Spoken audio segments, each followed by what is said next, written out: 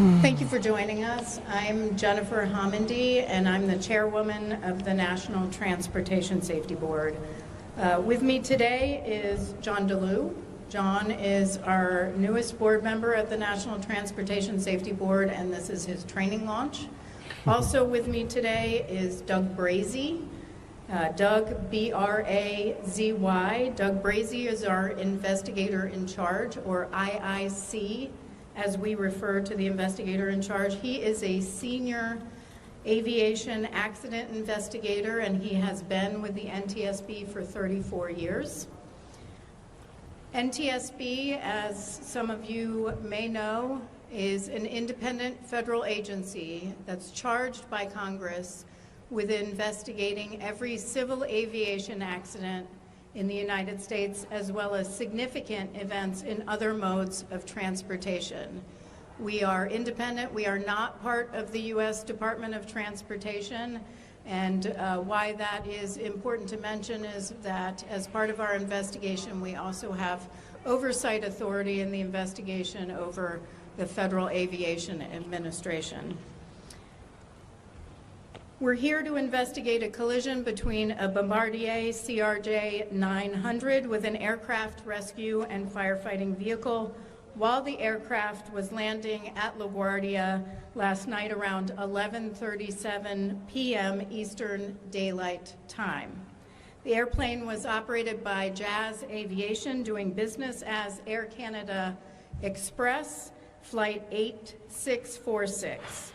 It had 72 passengers on board and 4 crew on board. 2 firefighters were in the firefighting vehicle.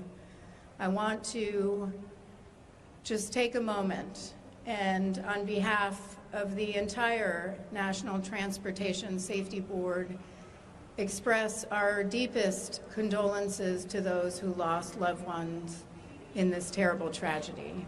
We also know others have suffered injury, and our sympathies are with each of you as well.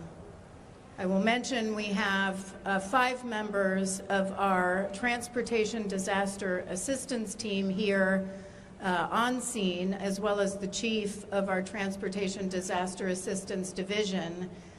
They work in concert with the American Red Cross, and thank you to the American Red Cross, to provide resources and information about our investigation and what we are doing to those who lost loved ones, or those survivors or families of survivors throughout the investigation, not just here on scene, but as we move forward with our investigation through the final board meeting and sometimes after. We also expect to have around 25 specialists on site here on scene. That is in addition to many employees at the NTSB who are supporting this investigation back at headquarters in Washington, D.C. The team in total began to arrive at 3:10 a.m.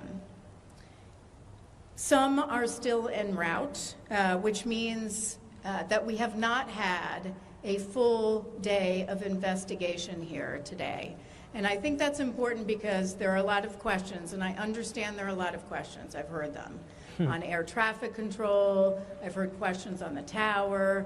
I've heard questions on air traffic control communications. I've heard questions on the vehicle. Many questions, and I know that you all have those questions, but I just want to set expectations. We have LaGuardia that was shut down. We had a ground stop at Newark today, and then we have DHS that shut down, and we have long TSA lines. We have our air traffic control specialist who was in line with TSA for 3 hours until we called in Houston to beg to see if we can get her through so we can get her here. So it's been a really big challenge to get the entire team here, and they're still arriving as I speak. Right up until about, I think the latest I saw was midnight, maybe 1 a.m. tomorrow morning. So it is a long travel day for many of those, and many are arriving by sure plane. We have had many that have come here by train, and certainly automobile. We drove up, a number of us. So with that said, I do want to talk a little bit about what we were able to do today. We did a walking inspection of the scene, and we have a site commander doing a really important job, which is a safety walkthrough of the scene to make sure that our safety investigators or our investigators are safe while they are on scene. There is a tremendous amount of debris from taxiway Delta across runway 4 into some other areas. It's pretty expansive, and we want to make sure, because as you're walking around, you can get injured. There's also hazardous materials, of course, on the firefighting vehicle itself, so we want to make sure their safety. In addition, obviously the tail of this aircraft is on the ground, and in order to get to the cockpit voice recorder and the flight data recorder, the Port Authority and the emergency responders cut a hole on the roof of the aircraft, dropped down, and was able to get the CVR and FDR for us, which then one of our investigators drove back to our labs in Washington, D.C. today, where they've been able to at least verify that the cockpit voice recorder was not damaged. They'll begin work on the FDR, the flight data recorder, tomorrow. And hopefully we'll have information to share. My hope is that we'll have information to share on that tomorrow in a press conference. We also began to collect information from FAA and others, certainly on air traffic control staffing in the tower, communications training. We're looking for information today from the Fire and Rescue Department on their crew and on their vehicles, what the capabilities were of their vehicles, and everything from how much they weighed to what they were carrying. And then we began to form our investigative groups for this investigation. So we have an operations group that we have formed, and that will look at the operator itself as well as procedures and training for the aircraft. We will have a systems investigative group. That group will examine the components of the airplane's hydraulic, electrical, navigational, pneumatic, and associated systems, including instruments and flight control system. We have a structures group that will be documenting the airframe wreckage and the accident scene, including calculating impact angles. And we have an air traffic control investigative group, as well as, I mentioned, a cockpit voice recorder and flight data recorder group. And finally, we'll have an airport operations and survival factors combined group. That group will look at the airport rescue and firefighting operations at the airport, and they will look at injuries to occupants as it relates to the dynamics of this crash. I mentioned we have the CVR and FDR. We've also collected and have continued to collect surveillance video. We've asked the Federal Aviation Administration, who will be providing that a ASD replay of the event, ASD Airport Surface Detection Equipment replay of the event. And that is actually looking at the ASD display that was provided to the controller. And so we will be looking at that, where we can see where the aircraft was at certain times and whether the truck was visible on ASD. We'll also be getting an ASD analysis from the FAA's Tech Center. That will provide us information on whether alerts were generated and other data including distance of the aircraft that was landing on runway 4 as the firefighting vehicle was approaching the runway from taxiway Delta. With that, I'm going to take some questions, but again, I just want to be clear.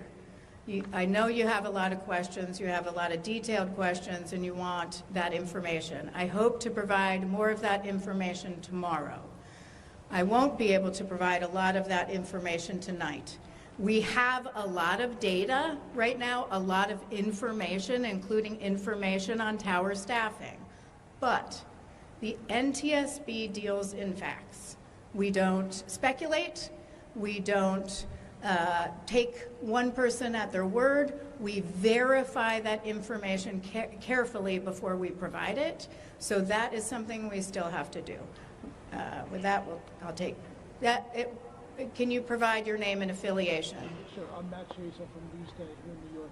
Can you articulate a few of the unanswered questions that you're seeking answers to as it relates to the crash, particularly with regard to air traffic control? Can I articulate some of the remaining questions that we have, particularly, well, for this investigation, for the accident itself, and particularly related to air traffic control? You know, at this stage of the investigation, we don't limit ourselves. So we have questions on everything. And we look for everything, we collect everything. We may have information that comes our way that we didn't expect, so we don't rule anything out until later. So we have a lot of questions on everything. Yes. Shimon Prokopez from CNN. On the tower staffing, can you at the least tell us how many controllers were in the tower? Was that air traffic controller that we have all now heard, that audio, was that man also doing ground control and air traffic control at the same time? Can you give us any information about the pilots, how much experience they have? Yeah, the question is, can I provide information regarding staffing in the tower? Can I provide information on who or what position the controller held that was communicating? And can I provide information about the pilot backgrounds at this time? Not at this time. I will have that information tomorrow. Do we have information? Yes. But we need to verify that information before we provide it. It's just preliminary information, and we aren't able to provide it. How do you go about verifying it? I mean, if the FAA and those folks have given it to you, like what do you... We still have to do it. The question is, how do we go about verifying it? We have to look at records. There's sign-in sheets. We have to do interviews. We have to look at time cards. There's a lot of information that we... And then official records from the airline. So that is information we always have to corroborate. David, and then I'm going to come over here. Yeah, Dave Shepardson from Reuters. Can you tell us where the Air Canada Express plane was in the sky when the controller gave the order to let the fire truck cross? And can you say anything about the experience level of controllers? These are experienced controllers. The question is where was the aircraft when the controller gave clearance for the truck, the firefighting truck, to cross? And what was the experience of the controllers? The experience of the controllers we still have to look at on where the aircraft was. That is actually part of what we hope to get from the FDR, which we'll get hopefully tomorrow, the flight data recorder, but then also from the ASDI analysis that the tech center will provide us. Did the pilots follow all the instructions that the FAA controller gave? The question is, did the pilots follow all the instructions? We still have to have the cockpit voice recorder verified and analyzed by all the group members before we can provide any information on that. Yes? CEO Wall Street Journal. How long have the controllers been involved in the incident? How long was he on shift prior to the collision? And how long did he remain on shift after the collision? The question is on the shift of the controllers. Again, this was a mid-shift. Typically, and again, I'm just going to say this preliminarily, it could be different tomorrow. The shift might run 10:30 to 6 a.m., but we have to verify that, and we have to verify how long the controllers were on before they took over and when the shift change was. What is protocol in a situation like this for both parties, meaning the plane and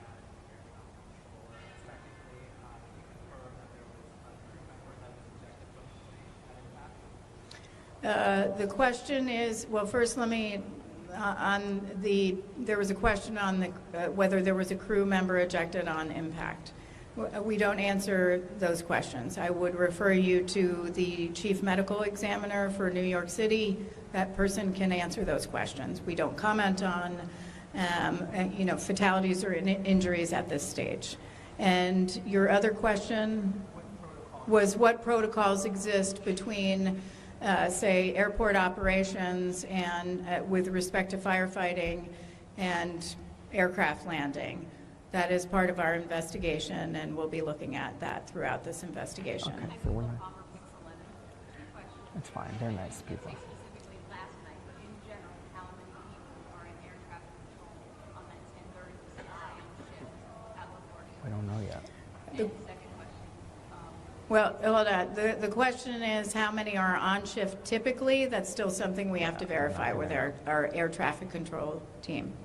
And then is there an estimate about when runway 4 might reopen? So I know you have to get out there and look at it, but is it that you then move what you can while there? So are we talking 24 hours a day?